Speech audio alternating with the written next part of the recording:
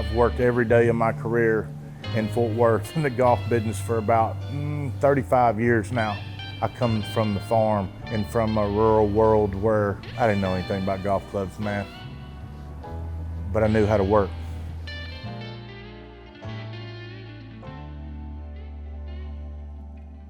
Today, I've arrived on the outskirts of Fort Worth, Texas, at one of the most historic and unknown places in the game of golf. This small, unassuming warehouse was once the cutting edge of golf club technology. A place where Tiger Woods, Rory McIlroy, Michelle Wie, and every other great player on the Nike team made pilgrimage. I've come to visit the oven. Okay, cool. Thanks. There you go. You bet. Boy, I was fired up this morning. My guys said, y'all are coming today. Yeah. And this shop looks like we hadn't even worked in it. They cleaned it up so good.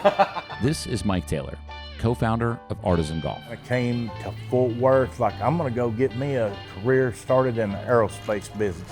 I guess found some passion in the golf business and just kept at it.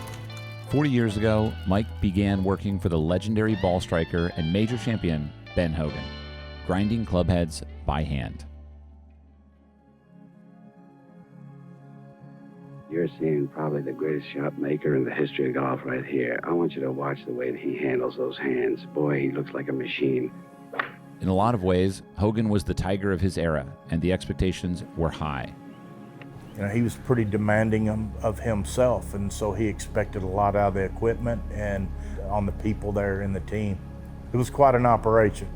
When we were becoming these master craftsmen, we built a set of forgings. We've always called these flatbacks. These flatbacks were sketched by hand, something Mike still does today, while the rest of the industry relies on computer modeling. A lot of the golf clubs in that bag are parented to that blank. This 99 Apex come directly out of a set of these, and we made them by hand, and they looked exactly like this. That was a good project. That was some good stuff. I've even made tour athletes sets out of these blanks like that. In 1993, the Ben Hogan Company left Fort Worth for good, but Mike stayed, and he kept his tools. Some of these machines that I've worked on for so long, I didn't want anybody else to run them. Them are my girls. I'm supposed to dance with them. Mike joined forces with master club designer Tom Stites and putter craftsman John Hatfield to form Impact Golf Technologies. We were just guys that had some skills and talents as a team, and Tom went out and found us some work so that we could do our thing and take care of our family. 10 years later, they got a call from Oregon. Nike wanted to build golf clubs. Impact was no more. Nike's Global Center for Golf Research and Development had a new name, The Oven. He built a relationship with Tiger and personally designed his Tiger Slam blades, the set that won all 4 majors in the same year. And we had some incredible years, and I saw some displays of ball striking that were just incredible. It's hard to describe, but it's good. What's inside here, Mike? Well, in here, these are kind of some of the things that there were a lot of things that were taken out of this facility. There's just old wedges that belong to a lot of the athletes that, we made wedges for back in the day. There's some stuff, some Rory wedges in here. There's some worn out Tiger wedges that are still around. Can I see one of those? Just stuff that... Do you look at those and what goes through your head when you look at what goes through your head when you look at that? Pretty proud of what the brand and that particular athlete accomplished during that time. I mean, he's without question probably the greatest player I ever worked with. Then, in 2016, everything changed. It seems like there's less and less to cover with golf these days. Adidas had already decided to pull out of its golf business, and now we're hearing Nike is doing it? About 6 years ago, so we're looking at 2015 or 16, somewhere along there. I knew something was going on, but it was probably ended up being a little more severe than what I thought. In the golf world, this is a big shock. Footwear and apparel just fits more with Nike's overall business as a whole. The idea that you're going to have engineers out there developing clubs, developing bags, developing balls is a whole different step away from the core Nike product. It was a total move away from the hard goods part of the business right then and there. During that time is when John and I began to have conversations about Artisan. We didn't know it was going to be Artisan, but we're going to continue this path somehow or another. And, you know, leveraged every relationship we could. Mike and John invested $100,000 of their own money to lease the oven and its machinery for their new company, Artisan Golf. It was the biggest gamble of their lives. You know, a lot of people come here, they see the vision of Artisan is that, oh man, this is the springboard for the next big brand or whatever. I don't want it to be a big brand. I want it to be a nice, small brand. I want it to be something special for the people that come here. I want them to experience what the athletes that have come here experience. What do we have here? The Wall of Fame. What does that say? Ben Crenshaw. Cool. Mike, what was it like? Did you work with George Strait? I will tell you this, about the day that guy was here, he did not have a cowboy hat on. Until he was 5 feet away, I had no idea who the dude was. Man, that guy looks like George Strait. And I'm like, dang, it is George Strait. What about Michael Jordan? Oh, that was a fun day, man. What's his wedge we setup made clubs for him multiple times. Of course, really upright and long. And the grips on those things are just monstrous. They're huge. Like a fire hose. Kid that used to do his grips would literally take the shafts home at night to wind tape on them. We made wedges for Anthony Kim and Rory and Tiger, and of course we've always been really proud of Abraham. You know, we worked with him since he was back in college, and you know, look what he's accomplished over the years.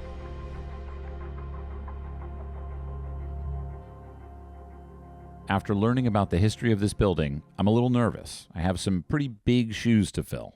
Sorry to interrupt. Thank you so much for watching this video. Thanks for being a part of all of our community events. And as a special thank you, Unicor, whom we've recently partnered with, Random Golf Club is very proud to be partnered with Unicor. If you don't know what a launch monitor is, it's a game changer. They've been around for 20 years and it basically takes pictures of the golf ball right as it takes off, LiDAR, radar, and photography. Totally wild, and allows you to get better at golf faster, which is what we want. And as a celebration of our partnership, what I'm really excited to announce is something pretty crazy. We've never done a giveaway of this magnitude. We're gonna give away the iMini. See it over there? It's whining. It's saying, take me home. I'm thirsty, you know? So it's gonna come into your house if you're lucky, give it a glass of milk and then charge it up, hit some golf balls and see what's really going on. And you only have to do 2 things to get entered into the giveaway for the Unicor iMini. You have to hit the link in our description and fill out the form, but you probably wanna do that after doing the first thing, which is subscribe to our YouTube channel. It's not that hard, guys. It's pretty easy. And so is learning about your own golf game with the Unicor iMini. It's designed for players that are on the go and who wanna practice a lot. It's designed to be an accessible entrant into the launch monitor market. That's one of the reasons why I love it so much. You're gonna love it. So thanks, Random Golf Club community, and we'll see you on the road for the Mad Scramble. The dates were just announced to those subscribed to our email list, which you will be subscribed after you apply to win the Unicor iMini. This is going on way too long. Back to the video. I want to introduce you to my fitter, Hey. wedge organizer, Jamie Pipes. Hey, Jamie, nice to meet you. This is Jamie Pipes, Artisan Golf's master club fitter. We measure what tools you've been playing, Okay. okay? Because these babies have been training you. Whether you realize it or not, your computer upstairs adapts to what's in your hands. Okay. And golfers are great adapters. So I got the gap and the sand wedge 2 degrees apart. It's supposed to be 50 and 54. It's supposed to be. Whoa. So next thing is the links. All right. Oh wow, they're not even the same length. You know, most companies do it a 1/4 inch. All right. Okay. So I brought the 9-iron just to check the length of the pitching wedge and the 9-iron, and they kind of flow like they're supposed to. And then these drop off a little shorter. Interesting. We'd like to see that just a little bit smoother. Okay. So, I'm so excited to fix all these problems, to All be right. honest with you. I so just can't wait. These, we always call them the money grooves. These grooves down here, they make the money. Yeah. These up here don't make the money. They You do start not. using these, they don't Yeah. make the money. So regardless, if you open the face or you start manipulating with the hands or different things, you know, what do we see when we put it down there? Right. Do we see confidence to get this ball No. from the turf I do not. to here? Let's fix this problem, man. Let's go, Jamie. Just like that, it's time to hit golf balls. this is mainly just to loosen up. Okay.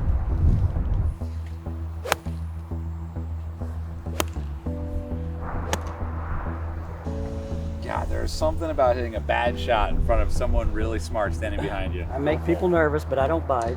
Jamie mostly uses his eyes to measure my right. swing, Let's see like a this. Texan version of Mirasan.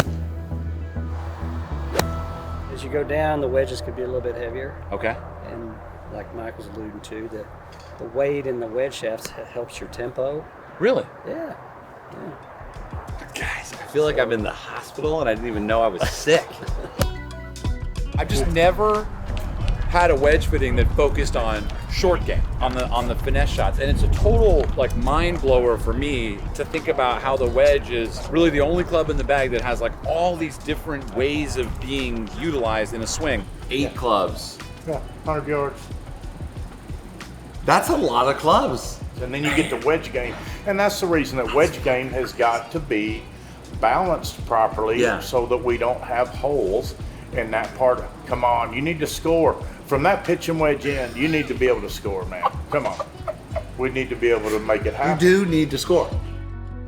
We head to the short game area with a full bag of prototype wedges. Finally, I get to hit an Artisan wedge.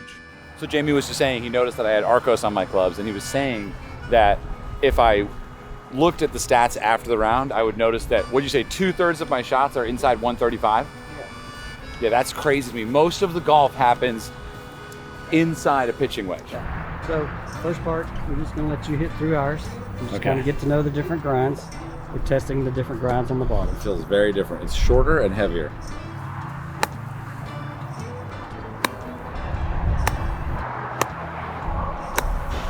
Oh, interesting. What happened there? You were committed. Wow. You got speed. Got you to that point where you committed. Look at that. Hey, it's kind of like taking a nickel, flipping it up in there. It's a seamless, okay? These yardages, we need to be seamless, committed. Yeah. Seamless, committed, consistent in delivering that face back to that ball. Right. Bang, bang, bang, bang. Oh, Jesus. Now you're in the cockpit, Jamie. Watch out. There's no oxygen in here, dude. That's a good one there. That's a good ball strike. That was nice.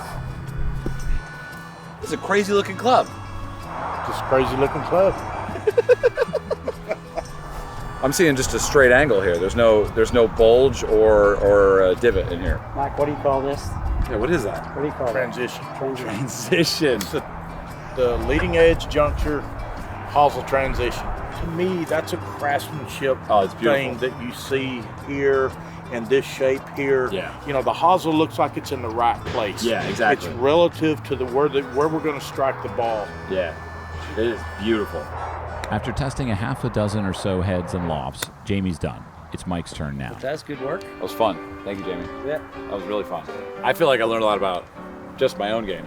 We make a professional athlete a wedge. The process is exactly the same. The deliverable, the intent of the deliverable is exactly the same.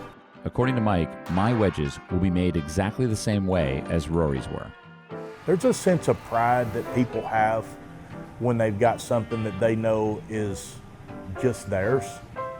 It's a little ego in everybody, I guess. It's like, see this wedge? You don't have one like this. Mike's attention to detail is truly remarkable, and it's clear that every step of the process is carried out with a craftsman's care. It's the effort you put in that determines the quality of your work, and when you pour your heart and soul into something, the results speak for themselves.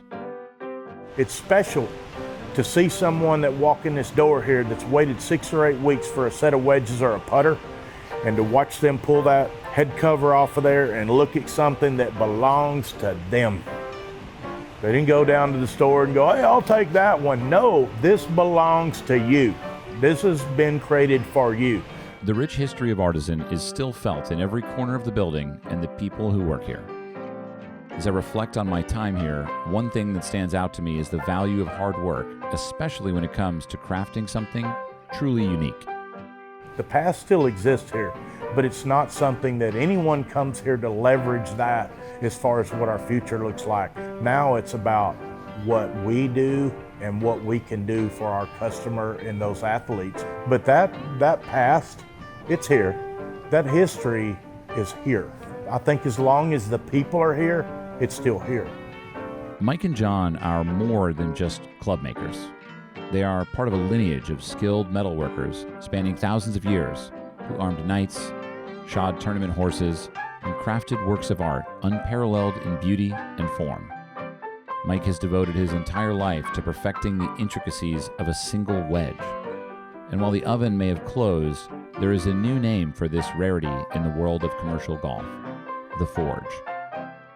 A place where raw materials are transformed into masterpieces and where the fires of creativity and excellence burn forever bright.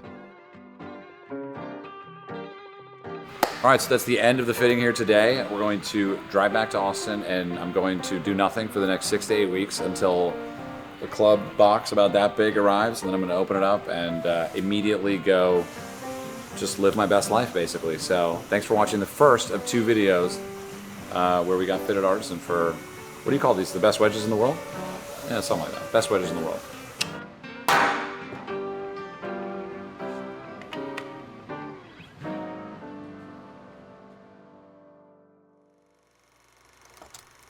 We used to think that golf was a game for stuffy old dudes with Argyle pants, or that golf courses were just a great place to make out.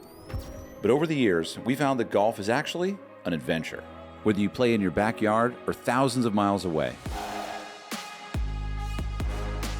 So when we set out to make a club, we didn't look around at what everyone else was doing. We made it for us, for everyone. Join Random Golf Club for events, tournaments, and golf course benefits in your area.